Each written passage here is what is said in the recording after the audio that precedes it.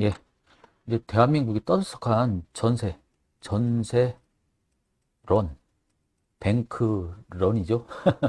돈 못 받을까봐 은행에다가 준비보유금을 이상으로 은행이 주지 못할 걸 대비해가지고 막 인출하는 상태처럼 저는 이게 전세 사기 이 현상에서 1차 피해자분들만으로 끝났으면 좋겠지만 그 이후로 전세런 현상이 발생되지 않을까 해서 굉장히 우려하고 있는 현직 공인중개사입니다. 근데 이런 전세 사기라고 명명된 이것들이 과연 어느 날 갑자기 건축을 하시던 건축 왕들과 그리고 명의를 빌려준 그리고 이제 자살하셨죠. 그 자살하신 분들도 많던데 젊으신 분들인데 왜 그들이 여러 채를 보유하게 됐는지에 대해서 한번 과거 부동산 정책부터 이런 현상의 기미가 어떻게 보였는지에 대해서 잠깐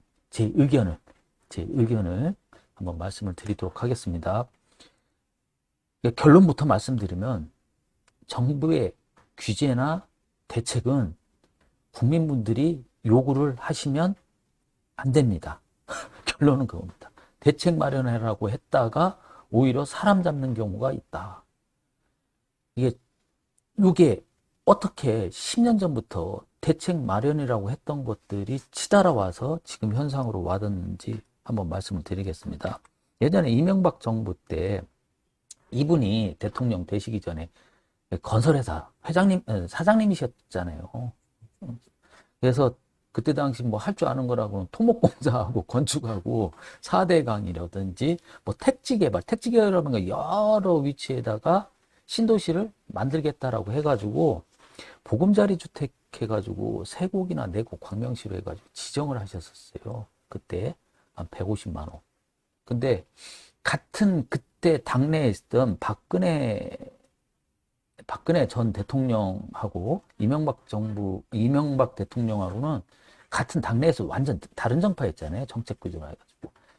이렇게 보금자리 주택으로 해서 택지 개발을 그때 당시에 이분이 알고 했는지 안 하고 했는지 저는 개인적으로 이분 성향하고 맞지도 않습니다. 이분을 두둔하는 것도 아니고 이 120만 호가 이때 당시에 지정이 됐더라면 문재인 정부에 들어서 가지고 갑자기 집값의 상승은 없었을 거라고 저는 생각을 합니다. 근데 이명박 정부에서 박근혜 정부로 넘어오면서부터 이 보금자리 주택을 전부 대책에서 빼버립니다. 그때 최경환 국무총리가 계셨었잖아요. 이제 깜빡 갔다 오셨지만 그분은 확장 아베노믹스와 비슷하게 돈을 풀어서 대출로서 소비 확장 정책을 쓰셨어요. 그래서 이때 보금자리 주택이나 공급이 없이 그냥 막 풀었습니다. 막 풀었어. 돈을. 저금리 시대였기 때문에. 그래서 2013년도 주택담보대출이 9조였던 게 1년 만에 36조로 급증을 했었어요. 급증을. 요거를 한번 보여드릴게요. 제가 지금 옥션 경매 한번 들어가 볼게요. 지금 문제가 일어나고 있는 인천 미추홀인가요? 한번 볼게요. 인천 미추홀. 정책 변화에 따라서 어떻게 변화되는지 참 가슴 아픈 일이죠. 네, 보시면 여기 한꺼번에 많이 쏟아진 물건들이 저도 그제 들어가 봤어요. 그랬더니 여기 한꺼번에 사진들이 다 똑같잖아요. 여기 보시면 사진들이 다 똑같잖아요. 이게 같은 동에 한꺼번에 당했다는 거죠. 안타까운데 거의 2억 원입니다. 이게 언제 지었는지를 한번 제가 보여드리려고 그래요. 2014년도에 지어졌네요. 2014년도. 또 한번 다른 건을 한번 볼게요. 사진이 어이구 이거 뭐 왕창 나왔네. 이거 한번 볼게요. 이거 100% 2014년도에서 17년도에 진 거예요. 네. 여기 보시면 건축연도가 2017년도네요. 2017년도. 지금 빌라왕이라고 하고 건축왕이라고 하시는 분들이 집을 지었을 때 당시에 2014년도에 2017년도 뭐 지금은 전세 사기라고 얘기는 하지만 저는 다른 해석입니다. 저 지탄받을 수 있습니다. 요거도 먹고 각오하는데 사기가 10년 전부터 이루어졌던 거예요. 공모를 한 거야. 아, 내가 집을 지어서 전세 세입자 돈 먹고 떨어지겠다. 이게 가능할까요? 근데 이 빌라왕하고 이 건축왕이라는 사람들이 처음부터 그랬을까? 저는 그렇게 생각을 하지 않습니다. 이 빌라를 지었을 때 당시에는 아마도 2017년도에서 완공까지 2년 전을 봐야 됩니다. 2014년도나 2015년도에 우리나라가 어땠는지, 정책이 어떻게 됐었다? 이 시기죠, 이 시기. 바로 박근혜 정부 이때부터 시작이 됐다는 겁니다. 대출 막 꾸주기 시작했어요. 통화량은 늘어나고 이때 전세자금 대출도 급증을 하게 됐었어요. 그러니까 갭 투자라는 게 가능할 수도 있죠. 이게 정부에서 지원을 했었어요. 오히려 이렇게 여기에서 택지를 만들어 가지고 새로운 신도시를 만드는 게 아니라 이때에는 최경환 국무총리 계셨을 때 1+1이라고 하세요. 재개발 활성화한다고 해가지고 그 재개발이나 재건축 아파트에 있었을 때 아파트 하나 받고 60제곱이 오피스텔 하나 준 법이 통과한 때가 이때였어요. 있는 사람들이 만들어낸 데가. 그리고 죄송한데도 이 택지 개발을 하는 이 주택 용지를 없애버린 데에다가 이때 박원순 시장님께서 살아생전 우리 후손들에게 정원에 있는 집을 보여준다고 해도 도시 재생 쪽으로 가가지고 재개발을 아예 재건축을 못하게 했었어요. 한강변에 있는 것들을. 서울시 조례로. 그러니까 이 시기에 아예 주택에 대한 공급이 없었고, 아파트에 대한 게. 나머지 이 모든 것들이 어떻게 갔냐면, 빌라하고 다가구나 다중 쪽으로 모두 다 돈이 뿌리기 시작했습니다. 이때. 슬슬 이때부터 시작된 거예요. 10년 전부터. 그러다가 아쉽게도 문재인 정부에 들어오면서부터 공급이 없으니 갑자기 가격이 확 올라가기 시작했습니다.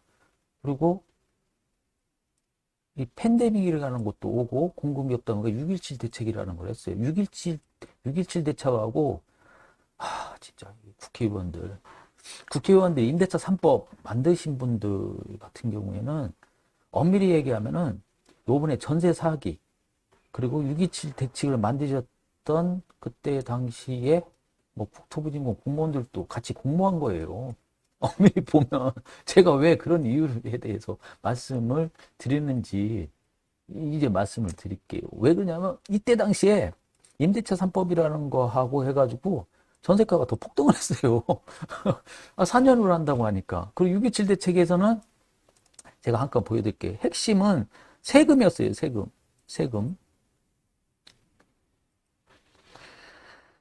세금이었습니다. 제가 6.27 대책의 보도자료를 볼게요. 2020년도에 6.17 대책이 되면서 지정됐던 지역을 한번 볼게요. 여기 보면 인천, 그죠? 지정됐고 동탄 이렇게 됐습니다. 구역이 지정이 됐어요. 투기가열지역, 조정지역으로. 그리고 세금이 어마어마하게 올랐습니다. 어마어마하게. 지금 이게 그때 당시에 나왔던 보도 자료입니다. 거기에 핵심은 다주택자 같은 경우 3주택층은 13%의 취득세가 내고요. 그리고 3주택자들이 팔아봐야 남는 게 하나도 없었어요. 70%의 양도세율을 물었습니다. 여기에 결정적인 거 법인은 아예 주택을 소유하지 못하도록 버틸 수 없도록 만들어놨어요. 그리고 여러 채를 갖고 계신 분들이 개별주택 가격에 10억만 넘어도 1년에 한 몇천만 원씩 종부세를 내던 시절이고 실제로 냈었습니다. 결국에는 이때 당시에는 부동산이 수요가 확 늘어나고 투기가 돼서 저 개인적으로 가장 돈을 많이 모은 곳은 정부였습니다. 정부. 나라가 다 가져가던 시절이었습니다. 이때 당시에. 자, 이러한 빌라들이 그때 공급이 돼서 2014년도, 17년도 돼서 계약을 하게 되면 2년 뒤가 되겠죠. 2년 뒤에 19년이나 20년도에 만기가 돌아오는데 이때 새로운 임차인을 구해도 기존 가격보다도 훨씬 높은 데에다가 그리고 월세 손님이 없었어요. 아예. 더군다나 팬데믹까지 와가지고 정부에서 돈을 막 뿌리던 시절이에요. 중고차 시장도 그렇고 부동산 시장도 그렇고 기하급수적으로 막 늘어나던 시절이었는데 실질적으로 이런 대책이 나오고 나가지고 소유권 변동을 못하는 현상이 생기게 됩니다. 빌라를 지면 이 사람들은 이거를 매매 목적으로 하게 되는데 살 수 없게 됐습니다. 살 수 없게. 그리고 전세는 또 도래하고 새로운 세입자는 구했겠죠. 이때는 구하는 사람들이 많았었으니까. 가장 제가 얼마 전에 전세 가격에 대해 전세 보증보험이 가입이 안 되는 이유하고 제가 한 저 동영상이 있는데 그때 당시 전세만 얻었어요. 빈 방을 세워놓을 수가 없잖아요. 세워놓을 수가 없고 무조건 다 전세를 했었어요. 손님이 전세밖에 안 해요. 제가 1년에 200개를 썼으니까 저같이 그렇게 열심히 안 하는 사람들 있죠. 월세 손님이 아예 없더라고요. 없어. 그리고 팔려고 해도 다주택자니까 다주택자가 임대인이 되는 거예요. 근데 임대인을 못하게 해놨잖아요. 그리고 법인이 갖고 있던 임대사업을 하시던 분들이 다 팔아버려라. 다 팔아버려라고 했는데 판다고 판 것들이 제대로 되지도 않고 하다 보니까 막 지인들 간에 거래가 있고 증여도 있고 막 난리가 아니었었죠. 이 정부 대책으로 인해 가지고서 통화량은 늘어나고 임대차 3법으로 전세 가격은 올라오고 6.1 대책으로 소유권 이전이 안 됐습니다. 요즘 동영상을 보시게 되면 왜 자기들이 200채, 300채를 가졌을까요? 건축주가 2014년도부터 17년 동안 그 빌라를 졌었을 때 전세 놓으려고 하지는 않았을 거예요. 이거에 이상하게 스텝이 꼬이는 바람에 팔 수가 없게 된 거예요. 2020년도 아니 약 3년 전에 제 기억으로는 아예 조그만 임대 수익 목적물 같은 경우는 거래가 거의 불가능했습니다. 아파트는 실거래로 해서 내가 주거용으로 쓰잖아요. 수익용 부동산들이 거래가 그때부터 실종을 하게 돼 있었습니다. 그리고 팔다만 빌라들을 부동산 혹은 부동산 관련해서 일하던 나이 어린 친구들이라고 해야 될까? 너 용돈 줄 테니까 그냥 네 명의 한번 빌려 쓰자. 한 채를. 왜 법인이 갖게 되면은 엄청나니까 세금이. 임대사업자를 다 포기해버리고 이런 바지 사장을 세우기 시작합니다. 아니 이럴 일이었으면 왜 계속 이렇게 하느냐. 답답하다. 막 100개, 200개 멈추지. 왜 그랬느냐. 이렇게 동영상으로 하시는 분들, 일반 분들은 그렇게 생각을. 근데 멈출 수가 없었습니다. 그때 멈출 수가 없었어요. 팔리질 않는데. 우리가 투자를 하더라도 한 바구니에 놓지 말라고 하잖아요. 200채, 300채를 갖고 있는 빌라왕한테 전세 드리는 게 안전하겠어요? 한두 채만 갖고 있는 분한테 안전하겠어요? 이렇게 위험 분산이 안 됐어요. 이놈의 대책 때문에. 제가 요지는 대책이 사람 죽인다. 국민 또 대책을 마련하면 안 된다. 이때 우리끼리 의식 있는 부동산, 조금 앞서간다고 할까? 우스갯소리로 술 먹으면서 이랬어요. 왜 전세는 2년, 4년을 두느냐. 1개월짜리 전세도 2개 하고 3개월짜리 두고 시장에서 할 수 있게 하지. 그리고 전세 가격을 왜 4천만 원을 단기로 하게 되면 8천만 원을 받고 이렇게 유동성 있게 해줄 수 있게 넘기지. 그리고 법인이 부동산을 수요하게 했어야 돼요. 근데 그때 주무사무관들이 주택이라는 말을 써버려가지고 수익성 부동산들이 이렇게 빌라나 그 오피스텔, 원룸형 아파트들이 실종을 하게 됩니다. 그러니까 이거를 한 명이 다 가는 건가. 근데 건축비는 뽑아야 될 거 아니에요. 돌려야 될 거 아니야. 그러니까 한 사람 소유로 엄한 사람 그냥 죽게 만든 거죠. 그리고 어떻게 할 수가 없는 거예요. 이 시절에는 전세가 계속 나갔으니까 2020년이 지나고 나가지고 22년이 됐어요. 전세가 한꺼번에 몰려 나오잖아요. 저렇게 경매물건이 한번 나왔듯이. 근데 그 건물들이 언제 졌느냐? 2017년도에서 20년도 지고서 팬데믹을 지나고 나가지고 한꺼번에 계약을 맡은 것들이 쫙 풀려난 거예요. 소유권 이전을 못한 거예요. 팔 수가 없었던 거예요. 팔 수가 없었던 거예요. 그리고 손님은 중개인들 입장에서는 하려고 했던 게 아니라 임차인이 월세를 안 거예요. 월세를. 그거 어떡합니까? 그냥 긁어놓고. 저는 2년 전부터 전세를 안 썼어요. 일을 못한 거죠. 일을 못하니까 제 수익이 확 줄었어요. 그냥. 그리고 이제 매매를 하려고 했는데 한두 건 팔아가지고 그냥 어떻게 입에 풀칠을 했는데 지금 같은 경우는 아예 전멸이죠.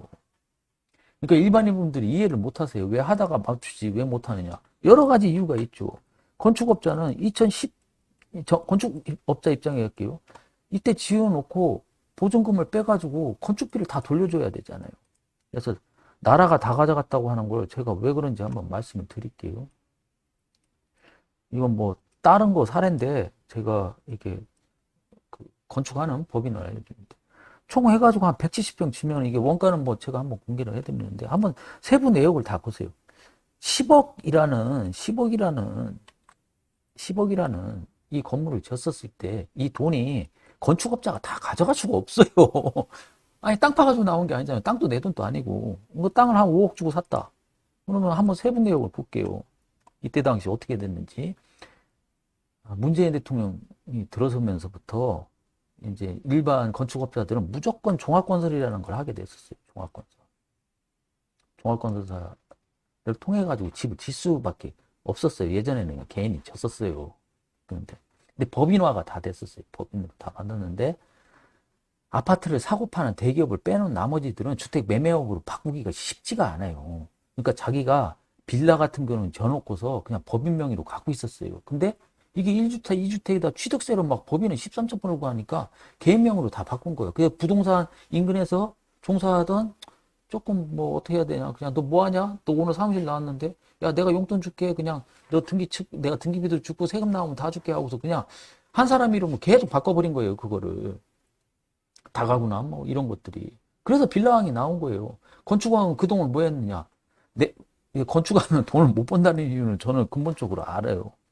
내가 여기에서 10억에 팔았어. 남은 게 아니고 10억을 팔았어. 이 돈 갖고서 딴 땅을 두 개를 사요. 딴 땅을 두 개를 사. 당연히 뭐 확장해야 될 거 아니에요. 왜? 실적을 만들어야지 종합건설 운영을 할 수가 있잖아. 실적이 있어야지 집을 질 수가 있어요. 내년에도 종건사 유지를 해야 되니까 실적이 없으면 안 되거든. 그래서 계속 두 개를 지었으면 다음에는 네 개를 져야 돼. 그 여기 계약금하고 토지 산 대로 이 돈이 다 들어가 있는 거예요. 이 사람은 그냥 생활비 좀 하고 있고. 그리고 나머지 건축비들은 다 어떻게 되냐. 사회에 다 뿌려지는 거예요. 잉여자산으로. 사회에 다 나갔어요. 사회하고 정부하고 세금으로. 이 사람 마진 좀 빼놓고. 그렇잖아요. 가설공사, 토지공사, 조정공사 이거 다 누가 나갔어요. 일하는 일꾼들이 가져갔을 거 아니에요. 십장들, 노가다 십장들이. 건축 적용 다 해가지고. 여기에 결정적인 게 이게 7.1%. 이게 없던 비용이 생겼어요. 없던 비용. 그때. 없던 비용이. 이거 안 내는 데다가 여기 다 해서 순수 건축비라고 할 수 있는 한 5억 7천원에 뭐가 붙습니까? 부가세 10%. 그 나라에서 가져가잖아요.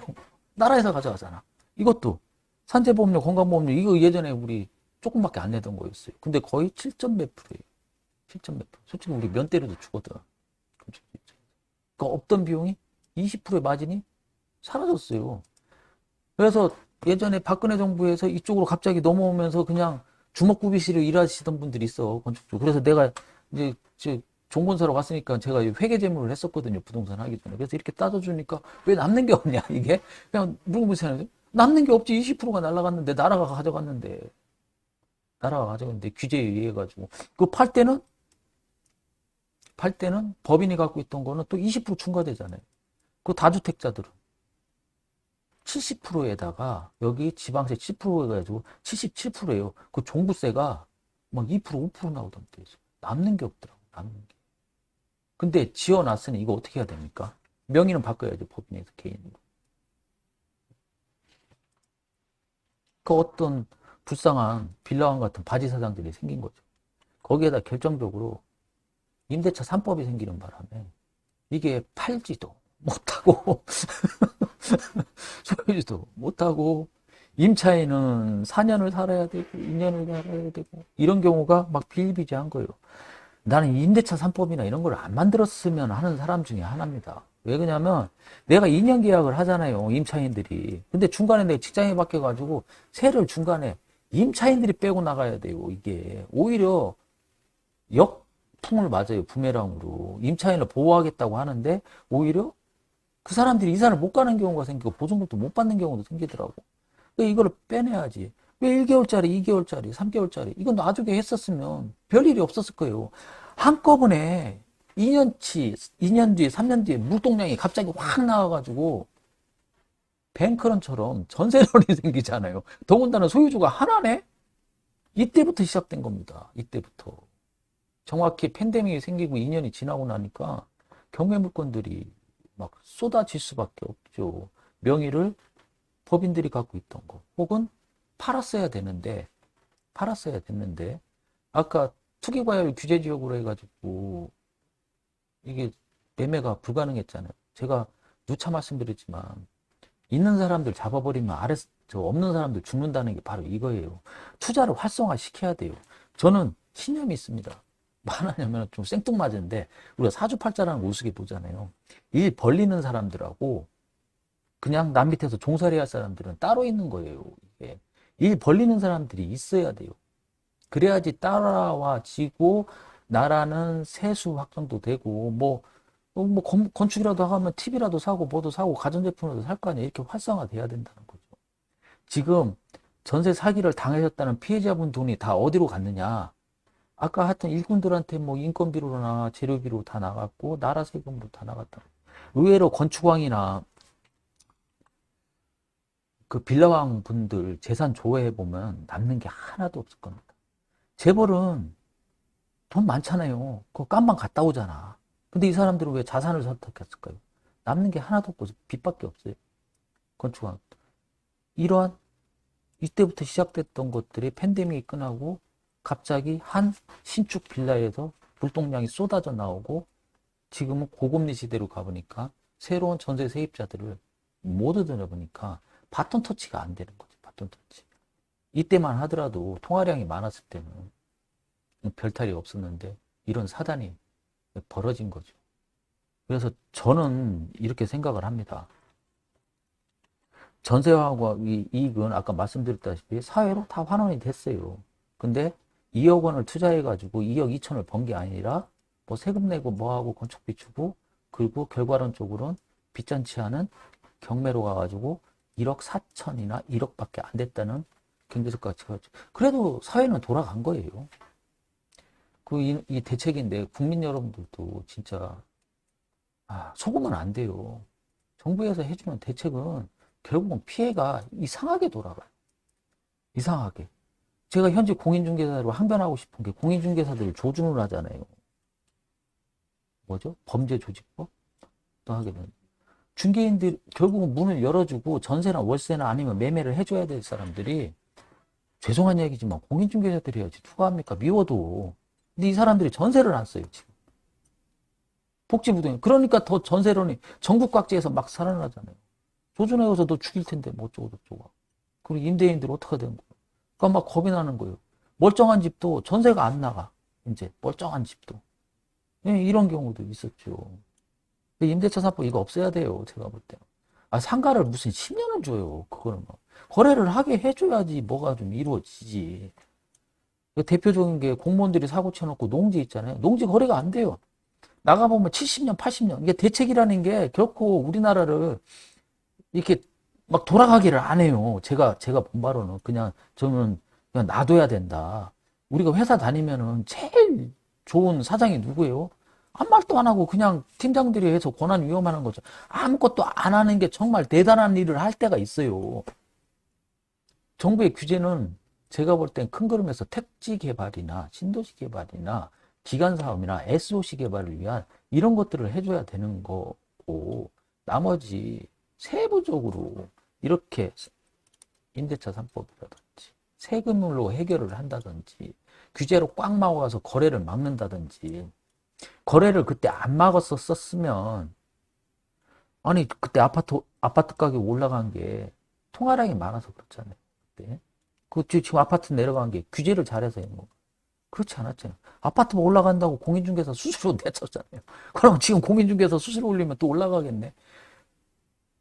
문재인 정부 때는 적폐라고 했잖아요. 임대인과 임차인, 친일과 뭐 이렇게 기업인과 종업원, 젊은 사람과 안 해가지고서 자기도 공천받아고 세금 자기 돈인 쓰고 지금 또 뭐 어떤 야당 대표님께서는 세금이 얼만데 잘하면은 뭐 그거 대책하는데 왜 안 쓰는데 이렇게 얘기하는데 그건 아니죠. 그래도 제대로 된 국토부 장관은 지금 계신 것 같아요. 원혜룡 장관님은. 그래도 제정신인 것 같아요. 왜 세금으로 그렇게 하느냐고.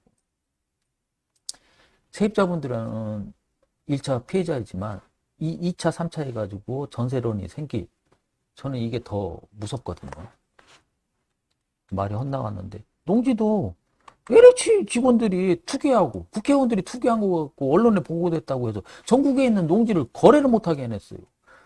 70, 80 먹어가지고 우리 아버님 뻘들이 다 돌아가시는데 거래가 안 돼요. 국가적 경제적 가치가 확 떨어지는 거죠. 이런 것들.